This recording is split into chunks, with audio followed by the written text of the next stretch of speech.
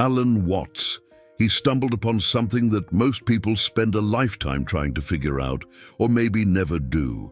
He noticed that we live as if life is a race with a finish line, as if there's some distant point in the future where we'll finally stop, take a deep breath and say, "It's done, I've arrived."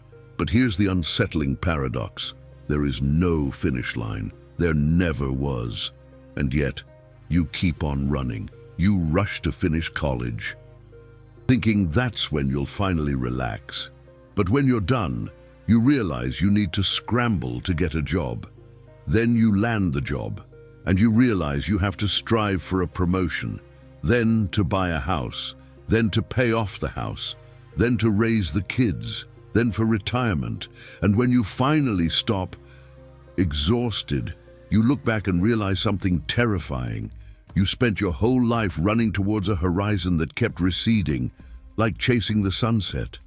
The harder you run, the further away it gets. Alan Watts called this the Great Western Illusion, the idea that life is a linear journey with a destination, that you're going from some bad place to some good place, from incomplete to complete, from wrong to right. But Eastern philosophy has always known something that the West forgot. Life isn't a journey with a destination, it's a dance. And you don't dance to get to the other side of the dance floor. You dance because dancing is the point. Think about music. When you listen to a symphony, you don't anxiously wait for it to end so you can hear the final note. If that were the case, it would be best to just play the last note and get it over with. But no one does that because the meaning of music isn't in the ending.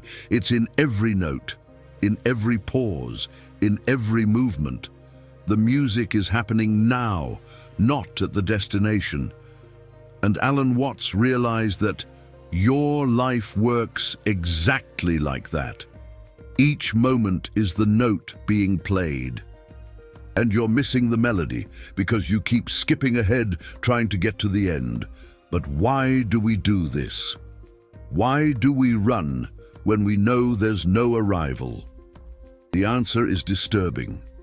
Because society has built an entire system based on making you believe that you aren't enough, that you need to conquer one more step to finally feel complete. Advertising hammers this into your head every single day. Buy this and you'll be happy. Achieve that and you'll be someone. Get there and you'll finally rest. It's a brilliant lie, because it keeps you in perpetual motion, always consuming, always producing, always running. And the cruelest part is, this mentality has infected even your inner life. You run to be more spiritual, to be more mindful, to attain enlightenment, as if enlightenment were a certificate you pick up at the end of a meditation course. Alan Watts would laugh at that. He said that trying to force enlightenment is like trying to iron water with an iron. The harder you force it, the more ripples you create. Here's a modern koan that dissolves all of this. If life really were a race, where would the finish line be? Death? So, you're running towards your own extinction. Think about that. If the goal of life is to get to the end, you're basically in a hurry to die. When put that way, the absurdity becomes obvious. But that's exactly what you're doing every time you say, "I can't wait for this week to be over. I can't wait for vacation. Just a few more years until I retire." You are literally wishing your life away. Alan Watts realized that this is the greatest crime against existence, not living the present, because you're mentally mortgaged to the future.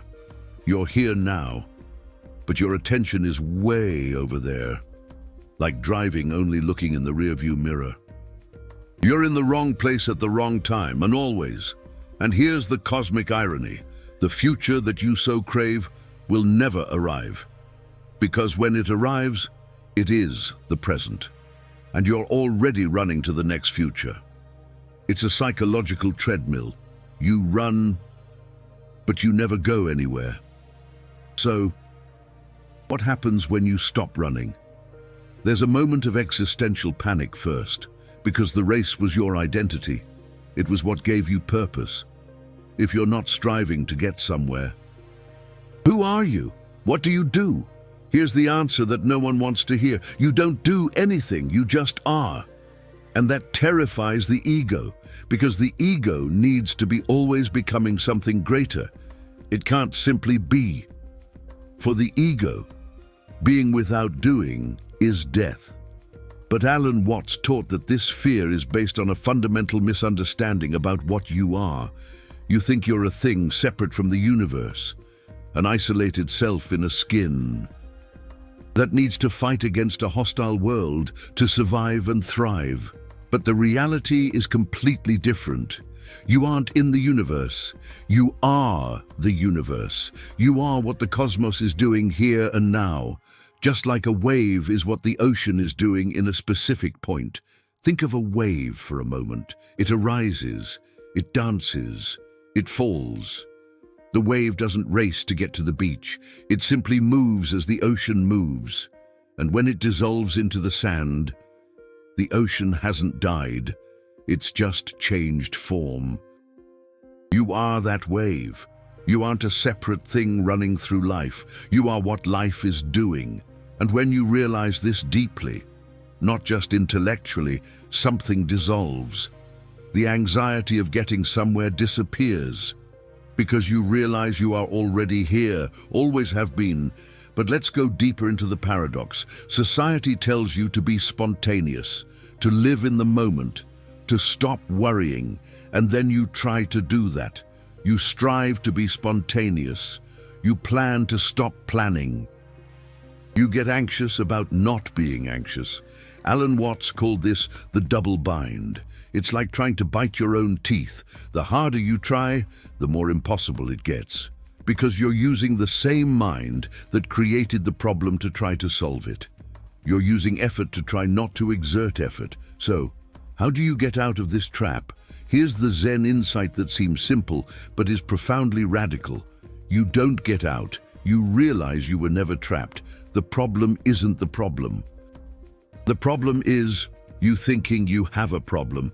You don't need to fix anything. You don't need to become anyone. You don't need to get anywhere, because all of this that you're seeking out there in the future is already happening now. The fullness that you think you'll find when you finally succeed, when you find the perfect love, when you solve all your problems. That fullness is the basic nature of the present moment. But you can't perceive it because you're too busy running from it. Alan Watts liked to use the metaphor of water flowing down the mountain. The water doesn't strive. She doesn't get anxious about which path to take. She simply flows. And in flowing, she naturally finds the path of least resistance. She navigates around the rocks. She fills the valleys. She moves with perfect efficiency without ever trying to be efficient. This is Wu Wei, effortless action, doing by not doing. And before you think that means laziness or passivity, understand, Wu Wei isn't about doing nothing. It's about not forcing. It's about acting in harmony with the natural flow of things, rather than fighting against them. Imagine you're swimming in the ocean. If you panic and fight against the waves, you'll drown. But if you relax and flow with the waves, you float. The wave that could kill you becomes the force that sustains you. Life works exactly like that. The more you resist the flow, the more you suffer. The more you try to control every variable, the more chaotic everything becomes. But when you let go, when you trust the process, something magical happens. Things start to resolve themselves, not because you've stopped acting, but because your actions are now aligned with the Tao, with the natural way of things. And here's an even deeper paradox. When you stop chasing success desperately, you often achieve more success, because you're no longer acting from fear and lack. You're acting from wholeness and genuine creativity. Think of the best moments of your life, those flow state moments where everything just flowed. You were so absorbed in what you were doing, you lost track of time. You weren't thinking about getting somewhere. You were totally present in the action itself. And ironically, that's when you produced your best work. That's when you felt most alive. But the Western mind has been trained to distrust this. We've been taught that success requires struggle, that you have to sweat blood, that nothing worthwhile comes easy. And yes, sometimes effort is necessary. But there's a huge difference between fluid effort and tense struggle. A ballerina exerts enormous effort, but you don't see tension, you see grace, because the effort is integrated into the flow. It's not fighting against it. Similarly, you can work hard, create, build, without this constant feeling of racing against time towards some saving destination. Alan Watts used to say that life is like playing jazz. There's a structure, there are skills, there's rhythm. But the real magic happens in the improvisation. When you respond to the moment without having a rigid, predefined script. And that requires a deep trust. Trust not in some anthropomorphic God who's looking out for you, but trust in the process of existence itself. Trust that you are an intelligent expression of an intelligent universe, and that just as your heart knows how to beat without you needing to think about it, there's a wisdom operating through you that's deeper than your superficial intellect. But the ego hates to hear this, because the ego wants to be the boss. It wants to be in control. It wants to be the one running the show. And there's the cosmic joke that Alan Watts loved to reveal. You think it's the ego making choices. But who's choosing the ego? Your thoughts arise in your mind. You don't summon them, they simply appear. Your emotions surge. You don't consciously manufacture them. They happen to you. So who's really in control? The honest answer is no one. Or more precisely, there isn't a separate little self in control. There's just the total flow of existence happening. And you are an inseparable part of that flow. When you realize this viscerally, not just as an idea, something profound dissolves. The feeling of being a heavy burden that you need to carry through life disappears, because you realize that there isn't a separate self that needs to strive against a hostile world. There's just the world happening. And you're one of the ways the world is happening now, like a drop of water in the river. The drop doesn't need to strive to get to the ocean. The river is already going there. All the drop needs to do is stop resisting. And here's the moment where this can get personal for you. Look at your life now. Where are you racing to? What's the next milestone that you think will finally give you peace? A relationship? More money? Recognition? Perfect health, spiritual enlightenment, whatever it is, try asking yourself this disturbing question. What if you got there tomorrow? If you woke up and had all of that? Do you really think the feeling of incompleteness would disappear, or would you just find the next thing to chase? Alan Watts isn't saying for you not to have goals. He's not saying for you not to create, not to build, not to improve. He's saying for you to realize that fulfillment isn't in the goal. It's in the process. It's in every step of the way. A painter doesn't paint to get to the end of the canvas. He paints because painting itself is the fulfillment. If he's truly present while he paints, each brushstroke is complete in itself. And your life works like that too. Each moment is complete. Nothing is lacking, unless you're mentally absent, racing to the next moment. There's a Zen story that illustrates this perfectly. A disciple asks the master, "Master, how long will it take for me to reach enlightenment?" The master replies, 10 years. The disciple says, "What if I exert myself much more? If I practice day and night?" The master replies, "Then it will take 20 years. The confused disciple asks, "But why longer if I exert myself more?" And the master says, "Because when you're in a hurry to get to the end, you have one eye on the goal and only one eye on the path, and you stumble." That story is the essence of the paradox. The very act of racing to get there prevents you from arriving, because arriving isn't a place. It's a quality of being present, and you can't be present while you're racing to the future. It's impossible. It's like trying to see the moon by looking at the finger that points to it. The finger is useful. It shows the direction. But if you keep looking only at the finger, you completely miss the moon. So here's the final turn before we continue. What you're seeking there at the end of the race is peace, presence, a sense that everything's okay, that you are enough, that you can finally breathe. But here's what Alan Watts realized, that peace isn't the prize at the end of the race. It's what emerges naturally when you stop running. Not in the future, now. The peace you seek isn't something you achieve. It's something you discover. It's always been here, like the blue sky behind the clouds. The clouds of your anxious thoughts block the view. But the sky is there. It's always been. So what happens if you simply stop? Now. Not tomorrow after you solve one more problem. Not 5 years from now when you retire. Now. What happens if you allow this moment to be enough, exactly as it is, without needing to fix it, without needing to improve it, without needing to escape it? Just this, here, now. That is the portal that Alan Watts pointed to. It's not some grand achievement. It's the simplest thing there is. But it's almost impossible for the trained Western mind, because we've been conditioned to believe that it needs to be complicated, that it needs to be conquered with effort, that it can't be this simple, but it is. And here's where most people get stuck. They hear this and think, oh, I get it. Life is about living in the present. And then they turn that into just another thing to do, another technique to master. They download the meditation app, read the book on mindfulness, try to force themselves to be present, and end up creating just another layer of effort, another rat race. Now they're racing to achieve presence. You see the irony? Alan Watts saw it, and he laughed at it.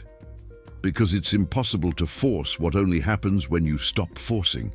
So how does this really work in practice? How do you live without the rat race when the world around you demands that you run? When there are bills to pay, deadlines to meet, real responsibilities. Alan Watts wasn't suggesting that you abandon everything and go live in a cave. He himself had a family. He worked. He paid bills. The difference isn't in what you do. It's in how you relate to what you do. Take a concrete example. You're washing dishes.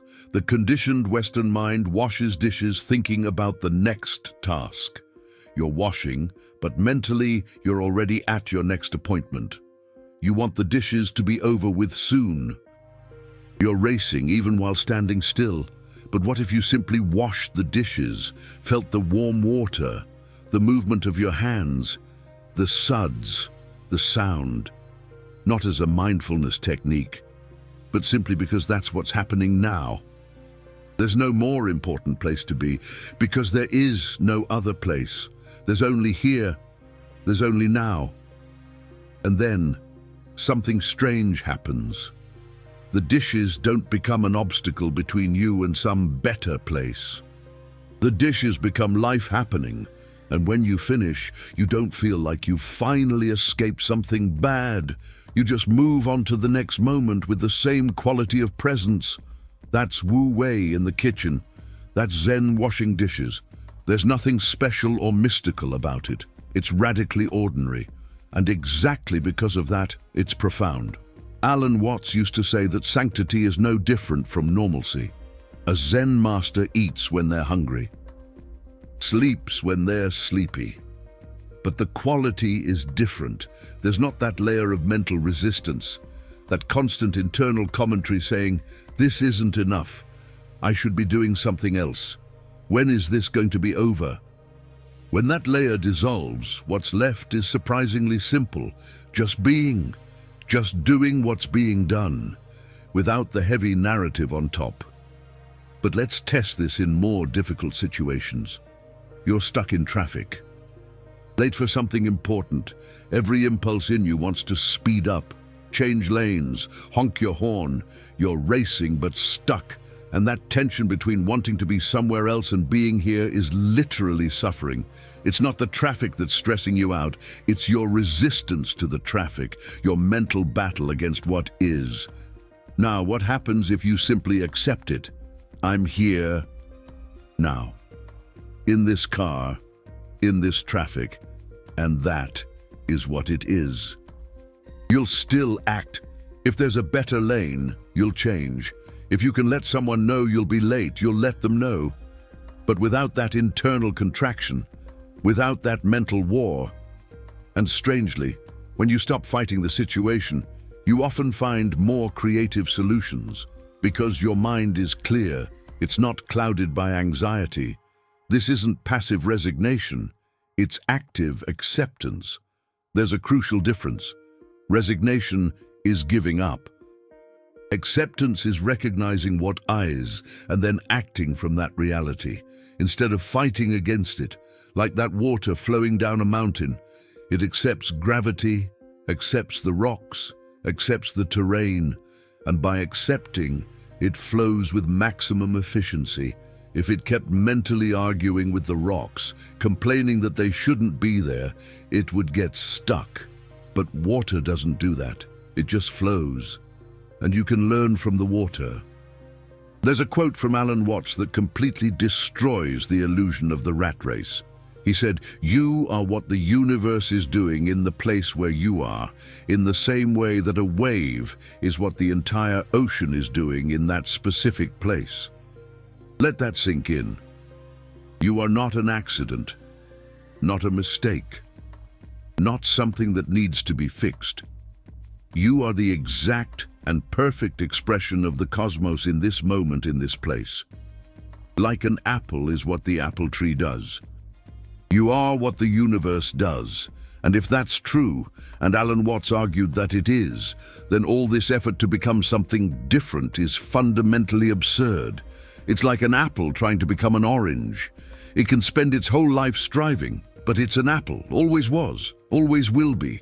And there's nothing wrong with being an apple. Unless you believe that you should be an orange, then you live in perpetual suffering.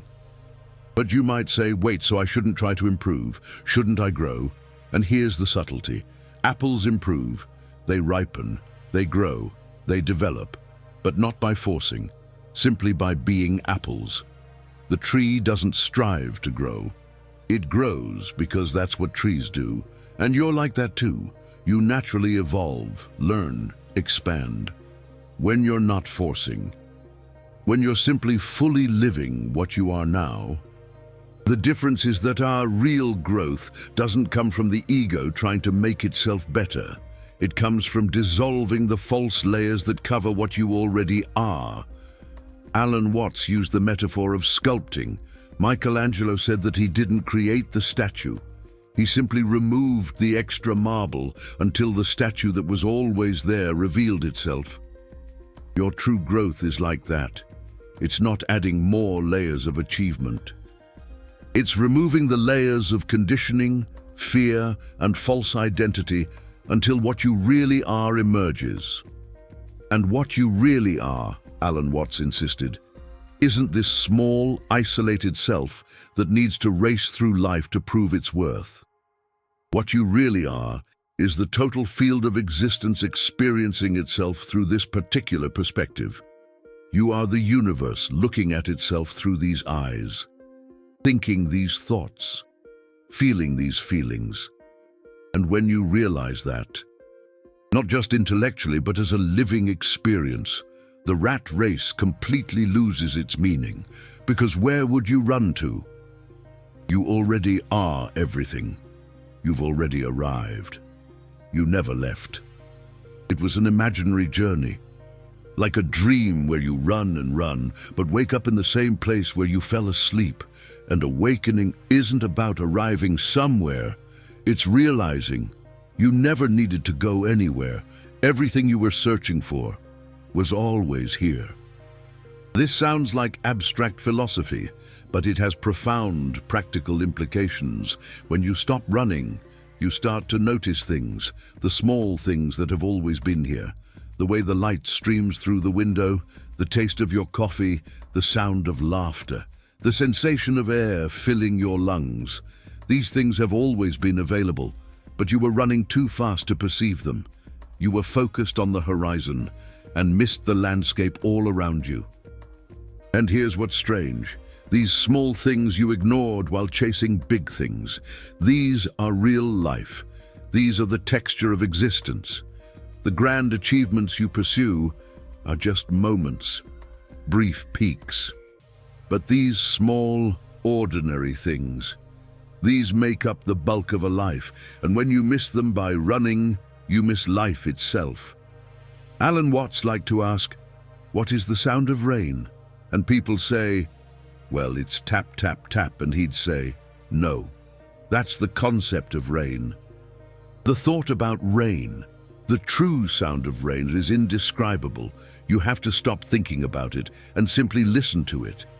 And when you listen without that layer of thought on top, there's an immediate vividness that thought can never capture. That's the difference between living and thinking about living, between being here and imagining a better here. Real life happens before thought, in direct contact with what is, but we've been trained to live in thought. In the past, in the future, in judgments, in comparisons, and we lose touch with the only thing that's real, this moment, as it really is, not as it should be, as it is. So, let's do an experiment. Right now, as you listen to these words, where is the running physically now? Not in your imagination about tomorrow, but now. Is there anything inherently urgent in this moment? Or is the urgency just a thought about other moments? If you really look, the present moment is never in a hurry. It's the mind running through the moments that creates the sensation of urgency. And here's the philosophical super thanks that Alan Watts would offer. If something in this video dissolved a layer of the illusion, if you felt, even for a second, the possibility of not running, of simply being, consider the super thanks not as payment, but as a gesture of recognition, a way of saying, I saw it, even if for a moment. I saw through the running. And that has value. The super thanks is available below. Use it if that resonates. Now, let's get to what happens after you stop running, because there's a transition phase that nobody tells you about. When you first relax that constant urgency, there can be a moment of disturbing emptiness, like when you stop suddenly after spinning fast. There's a dizziness, a disorientation, because your identity was built around the movement. And now that you've stopped, who are you? This phase is crucial because this is where most people panic and go right back to running. They interpret the emptiness as depression, as a lack of motivation, as something wrong. But Alan Watts taught that this emptiness is the portal. It's the space between the notes in the music. It's the silence from which all sound emerges. If you can sit with that emptiness, without immediately filling it with new activity, something extraordinary can emerge. What emerges isn't something you create. It's something that was always there, but was covered by the agitation, a natural clarity, a sense of direction that doesn't come from the ego planning, but from a deeper intelligence. Alan Watts called this the wisdom of the organism. Your body knows what it needs. Your psyche knows what is authentic for you. But these voices are quiet. They can only be heard when you slow down enough. There's a difference between goals that come from the ego and actions that come from that deep wisdom. Goals from the ego sound like this. I need to prove my worth. I need to be better than others. I need to achieve this, to finally feel complete. There's a quality of lack, of need, of never being enough. Actions from the deep wisdom sound different. This wants to be expressed through me. This is what naturally emerges now. There's a quality of fullness already present, and ironically, the actions that come from fullness often lead to more powerful results than the actions that come from lack. Because when you act from fullness, you're not desperate, you're not attached, you're free to be creative, to take risks, to fail without destroying yourself. The person running desperately and can't afford to fail. Each failure threatens their identity. But the person acting from Wu Wei can fail infinitely because they're not trying to prove anything. Alan Watts used the example of a cat hunting. The cat isn't tense, it's completely relaxed, but when the right moment comes, it acts with a total burst of energy, and if it misses, it simply relaxes again. There's no drama, no mental torture, there's just the natural flow of action and rest, tension and relaxation. That's animal wisdom, and we, with all our developed intellect, have lost it. We've replaced instinctive wisdom with intellectual anxiety.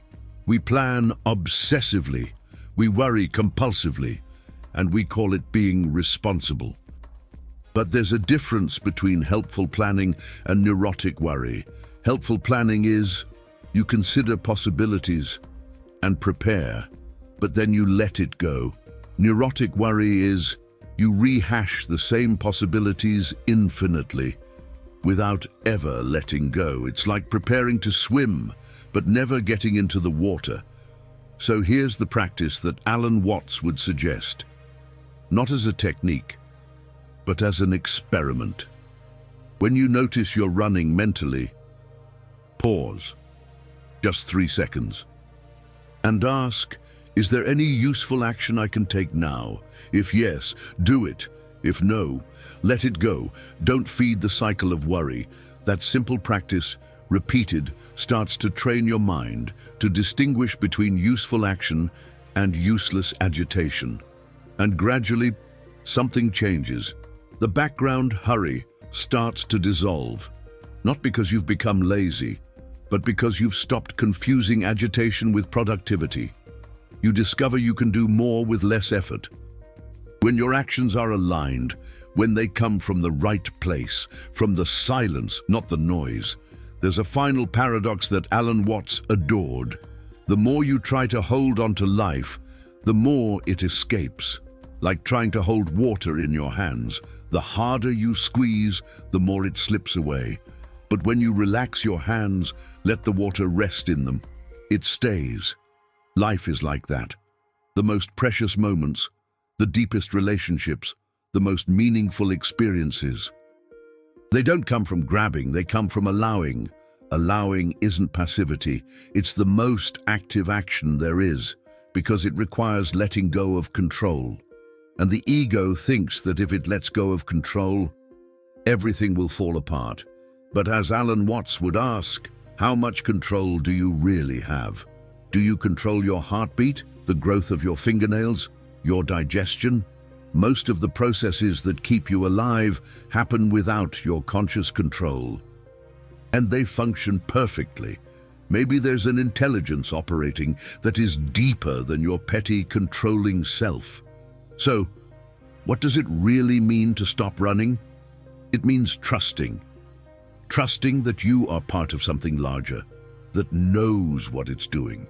Trusting that this moment, exactly as it is the only moment you need. Trusting that life isn't a race with winners and losers. It's a dance, and you're already dancing. You always have been. You just didn't realize it because you were too busy trying to get to the end of the dance. But now you know, there is no end. There's only the dance. And each step, each moment, is complete in itself. You don't need to get anywhere, you're already here. So stop, breathe, and dance. Now comment below, what was the moment you realized you were running without knowing where to?